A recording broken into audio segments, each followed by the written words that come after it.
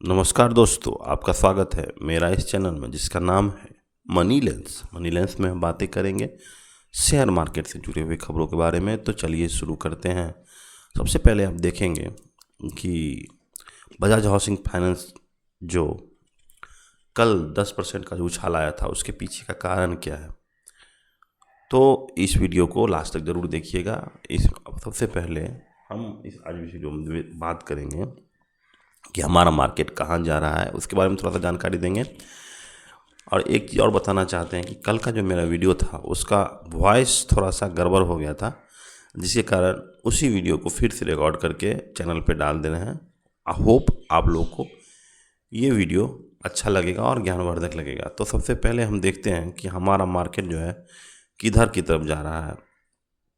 तो सबसे पहले आप देखिए निफ्टी 50 का ये हम बनाए हुए हैं, एक ट्रेंड लाइन टाइप का है। ठीक, यहाँ पे ये जो ऊपर वाला लाइन हुआ वो रेसिस्टेंस बुलाया जाता है और नीचे वाला लाइन आपको सपोर्ट बोलता है। तो यहाँ पे देखिए निफ्टी यहाँ गिर के फिर यहाँ सपोर्ट लिया और यहाँ से फिर इस ट्रेंड लाइन के आसपास यानी रेसिस्टेंस के आसपास गया और वहाँ से फिर नीचे आया और फिर देखिए वहीं वहीं के आसपास जो है फिर उसी ट्रेंड लाइन के आसपास रेजिस्टेंस मिला, जिसके कारण वो नीचे गिरा और फिर वो जो है यहाँ पे देखिए यहाँ पे ब्रेकआउट हुआ और यहाँ पे फिर कंसोलिडेट हो गया है।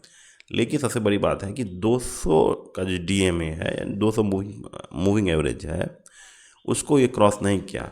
200 का मूविंग एवरेज क्रॉस नहीं करने का मतलब हुआ कि मार्केट में मोमेंटम नहीं है, मार्केट में कोई स्ट्रेंथ नहीं है, अंडरलाइन कोई स्ट्रेंथ नहीं है, जिसके कारण वो फिर से नीचे आएगा और यहाँ के आसपास हमको लगता है यहाँ से फिर से ब्रेकआउट हुआ है तो यहाँ से रिटेस्ट मारेगा। रिटेस्ट मार के यहाँ से ऊपर जाने की एक संभावना है। गौर करने की बात है, यहाँ से एक संभावना है, ऐसा होगा या नहीं होगा वो आने वाला समय बताता है, या फिर यहाँ से कंसोलिडेट कर जाएगा। तो सबसे बड़ी बात है कि यहाँ से ऊपर जाने के लिए जो आने वाले जो अप्रैल से हमारे जितने भी स्टॉक हैं सबका रिजल्ट आएगा, तो रिजल्ट से ही पता चलेगा कि मार्केट की दिशा क्या है। और दूसरा होगा कि 2 अप्रैल को जो डोनाल्ड ट्रंप भाषण टैरिफ पे जो कदम लेने वाले हैं, जिसके कारण भी मार्केट काफ़ी डमाडोल स्थिति में है कि करना क्या है, इसीलिए एक असमंजस में है।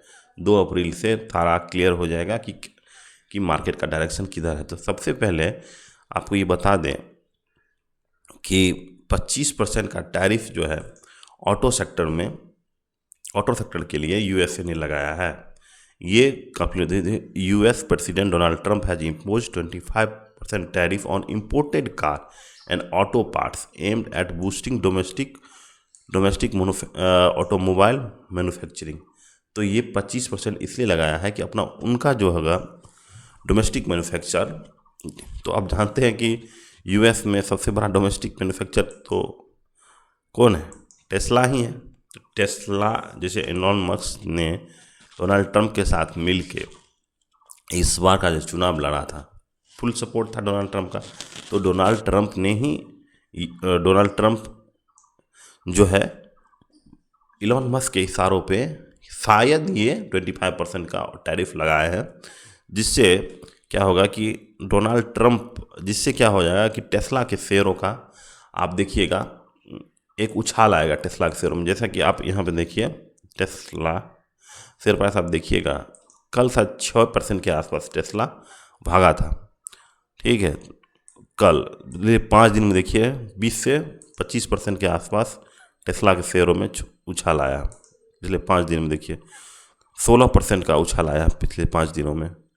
तो डोमेस्टिक को सपोर्ट करने के लिए ये सब जो है ये कारनामे किए जा रहे हैं।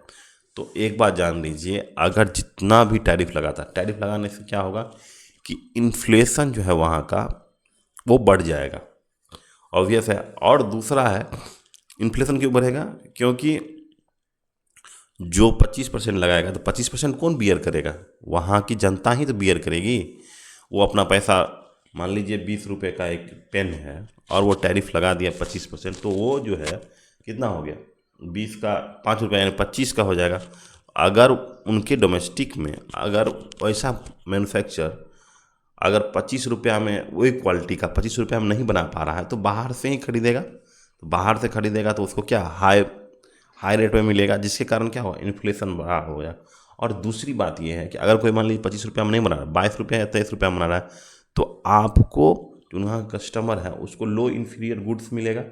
तो उनका जो डोमेस्टिक मैन्युफैक्चरर है उसके सबसे बड़ा है कि कंपनी के अंदर इनएफिशिएंसी आ जाता है कि आप चलो भाई मेरा सामान तो बिकेगा ही बिकेगा। तो एक जो है जब तक कंपटीशन की भावना नहीं आएगी तो हमेशा क्या हो जाएगा कि वो इनएफिशिएंसी को जन्म देती है। अब जो है सबसे बड़ा हमारा धक्का जो लगेगा ये 25 टैरिफ पे, वो लगेगा किस पे, वो लगेगा हमारे यहाँ सबसे बड़ा लगेगा टाटा मोटर्स पे। टाटा मोटर्स का जे समझो जगुआर और लैंड रोवर जो कंपनी बनाती है उसका 20 से 25% जो है, 20 से 25% का जो सेल है वो सिर्फ यूएसए से आती है। तो 20 से 25% यहाँ जो आती है, 20 से 25% सेल यहाँ बात देते हो। तो यहाँ देखिए आप टाटा मोटर्स 6% गिरा है, इसी कारण 6% गिरा कि उसका 20 से 25% उनका रिवेन्यू कम हो सकता है यहाँ से। और दूसरी बात ये है कि आप सोचते होंगे कि चलो भाई टाटा वहाँ पे ही क्यों नहीं प्लांट बैठा लेता। तो प्लांट बिठाना कोई ये छोटा मोटा काम नहीं है, उसके लिए ज़मीन चाहिए। जो भी है वहाँ पे बहुत बड़ा चीज़ है, ये लगाना उतना आसान नहीं है। अगर मान लीजिए थोड़ा दिन बाद ट्रम्प ही है, ट्रम्प का मूड चेंज हुआ, बोला कि नहीं अब हम यहाँ पे ऑटो में कोई टैरिफ नहीं लगाएंगे, 10% या 5% जो भी आए कि जीरो कर देंगे, तब क्या करेंगे, उनका जो इन्वेस्टमेंट तो फंस जाएगा। तो सिर्फ बात कहने से नहीं होता है, कोई इन्वेस्टमेंट नहीं किया जाता है। तो टाटा मोटर्स का आप देखिए सिंगल डिजिट का पी आ गया है, यहाँ पे देखिए 7 का आ गया पी। आरओई बहुत अच्छा है, सेल्स ग्रोथ भी अभी ठीक है। तो अभी जो है इसका पी क्या है, सिंगल डिजिट पे आ गया है। अब यहाँ से थोड़ा बहुत और मुझे गिरने का चांस है कि अब देखिए अब क्या होता है, यहाँ से और गिरेगा ये स्टॉक। तो जिस तरह से 25 टैरिफ लग गया।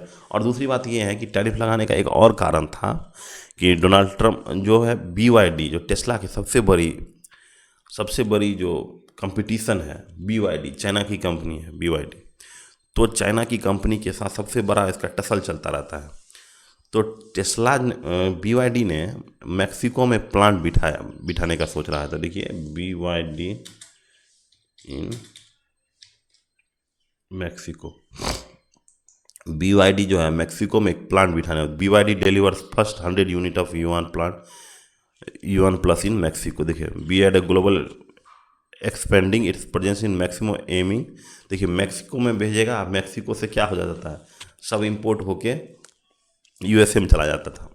तो BYD को रोकने के लिए, टेस्ला को बढ़ाने के लिए डोनाल्ड ट्रम्प ने ये सब प्लान किया है, या फिर ये समझिए कि टेस्ला ने ही किया है, आपको जो समझना है। लेकिन BYD जो है काफ़ी तेज़ी से बढ़ रहा है। आप जैसे देखिएगा BYD का यूरोप में काफ़ी अच्छा सेल हुआ है इस बार।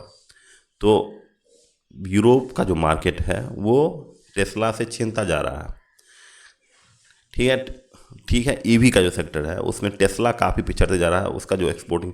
इसीलिए आप देखिएगा कि टेस्ला जो है इंडिया में भी आया है। अब सोचा कि भाई यूरोप से तो हम निकल गए हैं, अब जो है इंडिया में आ जाए। इंडिया में उसको 0% टैरिफ लगा दिया है, 10% या ऐसा कुछ है। तो यहाँ का जो ऑटो सेक्टर है पहले ही दबाव में चला जा रहा है, और जब से 25% का टैरिफ लगाया है तो यहाँ के ऑटो सेक्टर में काफ़ी ज़्यादा दबाव देखा जा रहा है। और पहले भी आप देखिएगा यहाँ पे आप जो आर्टिकल देखिएगा उसमें आपको ये बताएगा कि इंडिया पे कोई भी असर नहीं पड़ेगी। देखिएगा यहाँ पर भी आप सर्च कीजिएगा टेस्ला का जो 25% का टैरिफ लगा हुआ है उसके कारण इंडिया पे क्या असर पड़ता है। उसमें बहुत लोग जो आर्टिकल है वो बताया कि इंडिया का एक्सपोर्ट ही नहीं होता। भैया एक्सपोर्ट नहीं हो रहा है, लेकिन उससे तो हर जगह जो हर चीज़ से लिंक है। आप जो बस एक ही जैसे बोलिएगा कि भाई इंडिया का कोई कंपनी जो है यूएसए में सेल नहीं करता है, इससे तो सिर्फ एक ही टाइप का पर्सपेक्टिव मिलता है। आपको हर जगह के साथ लिंक होता है। तो ये तो थी आज की मार्केट क्या था, ग्लोबल क्लू के बारे में थोड़ा बहुत जान लेते हैं आप लोग। और दूसरी है कि बजाज हाउसिंग फाइनेंस जो है 8% जो चढ़ा है, उसके पीछे कारण क्या है कि देखिए यहाँ पे देखिए बाय मंथली यानी 6 महीना पे इंडेक्स में क्या होता है कि रिसफल होता है, रिबैलेंस होता है। The stock surge during by annual क्या होता है कि साल में 2 बार रीबैलेंस एक्सरसाइजेज। एनएससी इंडेक्स में क्या होता है, 2 बार का रीबैलेंस होता है, which led to inflow of multiple stocks during Bajaj finance. तो रीबैलेंस देखिए इंडेक्स जो होता है, जैसे निफ्टी होता है, निफ्टी में क्या है 50 शेयर है। इसी तरह निफ्टी जो है निफ्टी नेक्स्ट 50, जिसको जूनियर इंडेक्स भी बोल देते हैं, निफ्टी जूनियर इंडेक्स, उसमें बजाज हाउसिंग फाइनेंस का आने वाला है। तो इससे क्या फ़ायदा होगा, देखिए अगर कोई भी स्टॉक्स इंडेक्स में आ जाता है तो म्यूचुअल फंड, बाहरी एफआई, डीआई, ये सब उस पर पैसा लगाना है, क्योंकि उनका मार्केट कैप जो है बहुत ज़्यादा था। दूसरा बात ये है कि लिक्विडिटी बढ़ जाता है। कंपनी का लिक्विडिटी नहीं रहेगा तो क्या होता है कि कंपनी का लिक्विडिटी नहीं रहता है तो जो एफआई, डीआई और जो म्यूचुअल फंड है वो लोग इन्वेस्ट नहीं करते हैं छोटी कंपनियों में। तो जैसे ही ये मार्केट कैप इसका ऊपर आया है तो ये क्या हुआ कि इंडेक्स में जैसे ही यहाँ इसको एंट्री मिलेगा तो ऑब्वियस है सबकी नज़र पे आ जाएगा। क्योंकि देखिए म्यूचुअल फंड भी इनका इंडेक्स फंड होता है, एफआई का इंडेक्स फंड होता है। तो इंडेक्स फंड में अगर पैसा लगाएगा कुछ ना कुछ पार्ट जो है बजाज हाउसिंग को भी मिलेगा। तो कहा जा रहा है कि $17 बिलियन जो है इन पे रिसीव होगा इस कारण से। तो इसी कारण से बजाज हाउसिंग फाइनेंस 10% के आसपास जो आज चला है। अगर मेरा ये विश्लेषण आपको अच्छा लगा होगा तो वीडियो को लाइक कीजिएगा, शेयर कीजिएगा, सब्सक्राइब कीजिए। अगर कोई क्वेश्चन रहा तो क्वेश्चन नीचे कमेंट में ज़रूर पूछिएगा। तब तक के लिए नमस्कार।